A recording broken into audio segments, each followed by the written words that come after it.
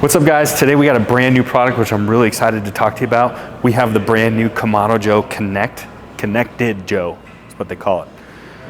But what I want to know is which one should you buy? Should you get the new Konnected Joe with all the technology, or go with their best tried and true #1 seller, the Classic 3, which in my opinion is one of the best charcoal smokers on the market? I'm going to dive into this, see if the technology is worth it, to see if you should spend your money on the Konnected Joe or the Classic Joe 3. Only one way to find out. Let's go. All right, don't forget, if you're in the Denver, Colorado area, you can come to our showroom, check out all of our awesome stuff. Also, if you're not local, give us a shot at the business. You know how many times we educate consumers on what they should buy and they buy it somewhere else? So give us first stab at it if you don't mind, if you appreciate what you learn in these videos. That helps us to keep making more of them. All right, so let's get down to it. So what is the difference between the Konnected Joe and the Classic Joe 3? What I'm gonna do is I'm gonna go over the hardware differences, and then we're gonna take this outside and actually smoke on it and see if some of the technology features are actually useful or not. Because to me, that's what's really gonna tell me if this is gonna be a better product, not even a better product, but which one you need. And if you watch any of my other videos, I think it's gonna be circumstantial on what your personal circumstances are.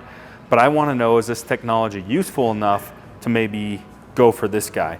What's odd is it's packed with more technology as far as electronic technology, but it's more affordable than the Classic 3. And I think I know why. Just eyeballing it from hardware, what's the first thing you notice, Chris?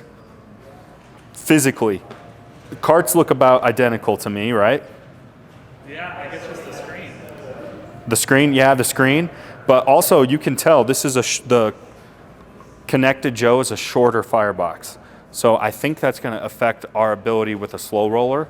To me, this is more like a Classic 2 firebox versus the Classic 3. So I think this is a simple way to put it. This is a Classic 2 loaded with technology. But let's find out. You can see our tower is pretty much the same. Thermometer is the same. Classic red color is the same. We got good gasket material and hinge system. That looks to be the same. The cart seems to be the same. The side tables seem to be the same. So really, I think physically, one of the biggest differences is how the Konnected Joe is physically shorter. So let's look on the inside and kind of dive these apart and really see what we're seeing here. So we have our divide and conquer system with the Classic Joe or Classic Joe 3. We have our ceramic plates, we have our slow roller, and then that all sits on our charcoal basket on the inside. So here you can see, we're gonna get into technology and the software in the end, but we get an electronic meat probe. We do have our divide and conquer system. So that seems to be physically the same.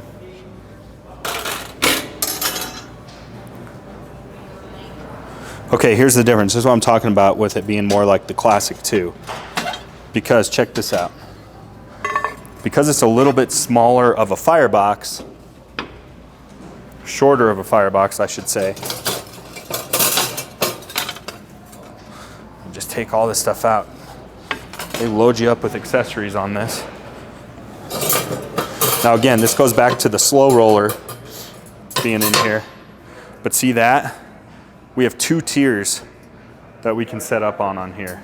And we technically can on this one, I guess we should say 3 tiers, because we have our firebox floor and then 2 tiers. Here we have our firebox floor and a single tier.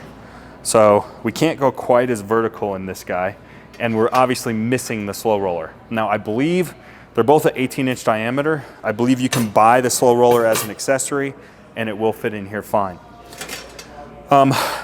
Outside of that, there's not a ton of physical differences. Now you can see we have a physical igniter in here, so we're gonna try that out and see how easily that ignites our charcoal. As far as our slide out tray, this is very helpful. That looks to be the same to me. Of course, we have our touch control screen. Physically, that is really the only difference that I'm seeing.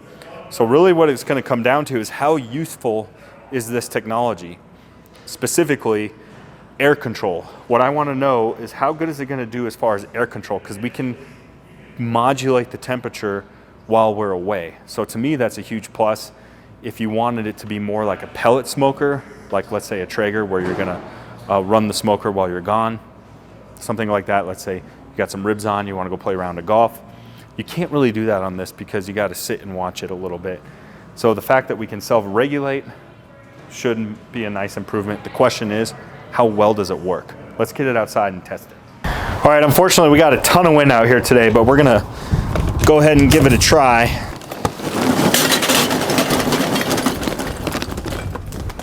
Let's do a little bit to get it going. All right, let's power this baby on. Okay, so we have griddle, rotisserie, dojo. Let's go griddle. We'll set the grill temp to, well, let's see here. Close lower draft door.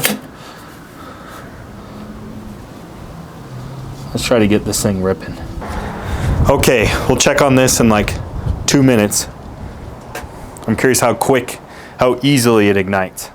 All right, it's getting blustery out here. But okay, so here's how you're gonna wanna run this thing. So this igniter is gonna stay on for 15 minutes, so it's on right now.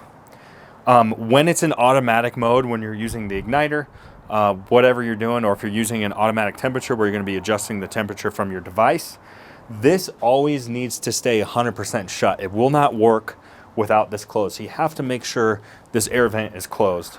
And then on your top, chimney top, you'll just set it on what it tells you to based on what temperature it is. So if you're running in automatic mode, this has to be closed. What's kind of cool is if you're not running in automatic mode, you can just run it like your regular Kamado Joe, and it's like no different than just having a regular Kamado Joe. So you can run it in classic mode, even though it's a classic, or automatic mode. All right, it's been 2 or 3 minutes. Let's just take a peek under the hood, Chris. I can hear it kind of crackling.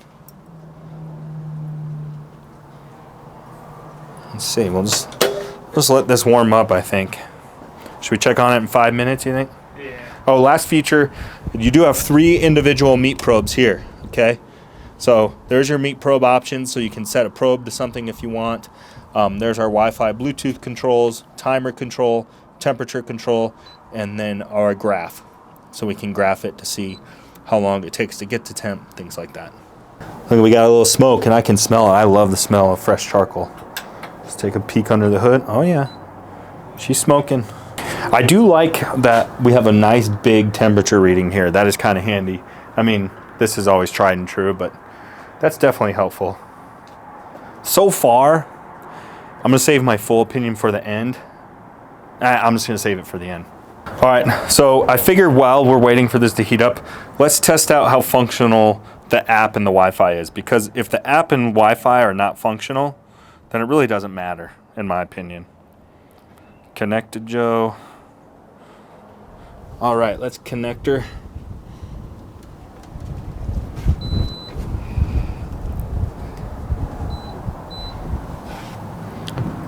Okay, device found. Let's see, Connect Joe. We'll just call it, we'll be creative, we'll just call it Konnect Joe. Okay, so it's connected to the Joe. So I'm actually what I'm gonna do, I'm gonna lower it to 300 to 350. Okay, that worked pretty good. So what I wanna do is get it up to temp, let it ride at temp for a little bit. We'll do that later. And then I wanna try to crank up the heat and see if we can get it going that way. And then look, here's our probes, so we can read our meat probes right there. Hear that fan kick on? Oh yeah, so the fan kicked on, so now it's really giving it some oxygen. Oh yeah, look at that. Oh, it doesn't do it with the lid open. Let's close the lid again.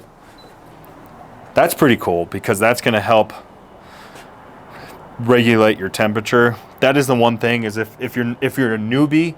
Now, some of the guys on my channel, it's like, all right, relax, we get it. Everyone's like, oh, I set it one time and it stays the exact same spot for 8 hours. Sweet. I'm glad you're a pit master, but a lot of people aren't. And so if you're a newbie, you're gonna need some help with it. So this is where this is helpful. But you pit masters out there, you guys got it going on, right? You guys never make a mistake. You're always dialed. So the fan, that's why they want you to close this, is because the fan is basically replacing your airflow from underneath, because it's just doing it automatically with your fan control. So being that there's a fan in there and an igniter, honestly, it's really running like the same principle as a pellet smoker. The only difference is you have to manually fill up your charcoal, which if you fill it all the way up, you're only going to fill up one time. So essentially, if you filled this all the way full, in theory, it's running identical to a pellet smoker. So it's basically a pellet smoker using charcoal. I set it to 300 to 350. Let's see how good of a job she does holding temp. Now here's something interesting. Our temperature up here is 400. So we're at 400 here. So fan kicked off. Let's see if she can trickle back down to 350. Now this is cool if the temperature modulation works, because like I said, if you're out and about, you can check on it, which a lot of brands outside of Traeger really, and a couple other ones, you can check on it, but you can't do anything about it, which doesn't do you any good. The fact that you can check on it and change the temperature, that's very helpful. Oh yeah, she cooled back down pretty quick. Got back down to 350.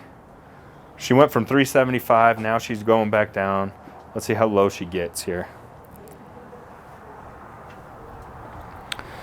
I'm guessing we'll see about 25-degree temperature swing until she really settles in. That'd be my hunch.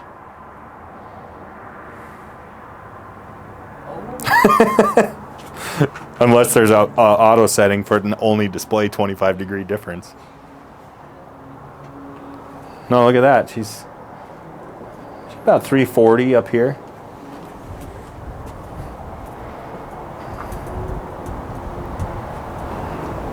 Up, she dipped to 324. Let's let it ride here for a few minutes. Well, I guess they're going to give you 25-degree temperature swings. I'm a dummy because I can't set the exact temperature. I can only set it between 350 and 300. So dead in between would be perfect, right? So it's right where it needs to be, hovering right around there. Should we try cranking it up, see what happens? Yeah. Okay, let's go to between 400 and 500. Let's see if this fan kicks on now. Oh, cool, and here's our graph. That's kind of cool. So there's our spike. Then we dipped. Now we're back up to 350. Doesn't want to change my set temp. Oh, there we go. There's the fan kicking on. Let's go in turbo mode, Chris. Turbo. There's a turbo button on here. Just kidding, there's not a turbo button. All right, let's see if she gets ripping. Oh yeah, that fan's rolling now.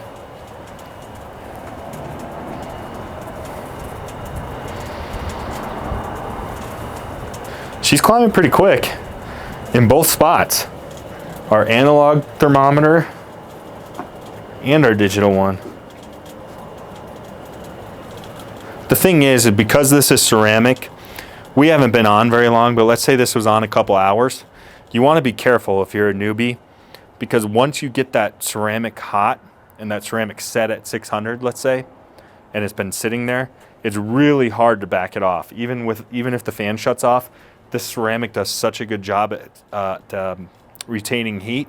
So it's not going to be like a pellet grill in that sense. A warning if you're not familiar with ceramic is don't let it get too hot and stay there, because this is going to retain heat and then it's really hard to back it off. Right now we could back it off because it's a new fire, but once this is on and ripping for a long time, it's really hard to back this off. So don't be going all over the place. Kind of pick a temperature for what your cook needs to be and then leave it there. The only way I'd really be changing it is, like, let's say you're running behind in a cook. You got to crank it up because your brisket's cooking slow or something, which is a no-no in the barbecue land anyway. But let's just say, you don't want to eat at midnight and you got to get that brisket going. That's what this would be helpful for. So it's already at 550 and shut off. Let's see how the charcoal bed looks. Let's check it out. Oh yeah. Let me get a good shot of this real quick. That's looking good, huh, Chris? Yeah. Smells good too. So functionality is really good. I like the app control. The app's simple, but I honestly want it to be simple. It's exactly what I want. I want an easy to read screen. I want to set my temp, set a timer, check out my graph, and I could check out my probes if I wanted to. That's all you need. You don't need to make it more confusing than that. All right, which one is all the functionality of this still worth it? Let's find out. Okay, so here's the bottom line. Which one should you get? Which one's better? We're letting the Konnected Joe cool down outside. What's the advantages to the Konnected Joe? Well, one, of course, the technology. Auto-modulation works really well. The fact that we can change the temperature away from the home. We get meat probes included. The digital temperature screen is easier to read. And it's more affordable. So that's awesome. So it actually has quite a few benefits that the Classic 3 does not, the best seller. What's the benefits to the Classic 3? Really, the only benefit to the Classic 3 is the deeper firebox, and you have the slow roller standard. That's really the biggest benefit to this grill. It's really hard to say which one you should get because there's added value in both ways. Oh, the other thing I forgot to mention is if you don't want to use all the technology on the Konnected Joe, you don't have to. You can just use it in manual mode and pretend it's not there.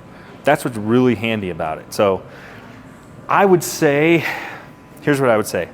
If you're like a true pit master and a very, very seasoned, experienced charcoal griller, I would probably steer you towards spending the extra money for the bigger firebox on this with the slow roller because you already know how to use it.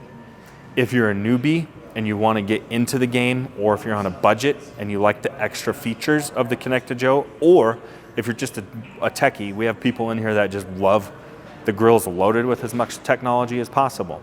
I would steer you towards that because if you're a newbie, you can use it like a pellet smoker. It's easier to use, it's easier to start up. And so it just depends on what your personality is. For me personally, this is just me. When I'm in charcoal mode at home, I'm already committed to being there all day and doing a 10, 12-hour brisket.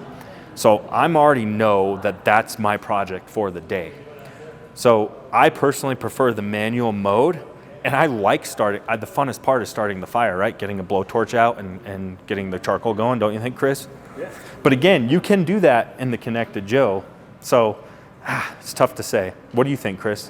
Which one would you buy? I'd probably do the same as you. The Classic? Yeah. Yeah, but that's what's great is if you want to get started with the Konnected Joe, you can use it later and still buy a slow roller for it. Really, you're just missing that little extra space of the firebox. That's really it, and you're saving some money. So I see it both ways, honestly. You know what we need to do? Put it to a poll, put it in the comment section. Which one do you think is better? Normally, I have a strong opinion. I can tell you which one I like. This is really close. So it just depends on the user. But they're both awesome. You can get them both here at Embers Living. You buy it online from us or in our showroom. Thanks for stopping by.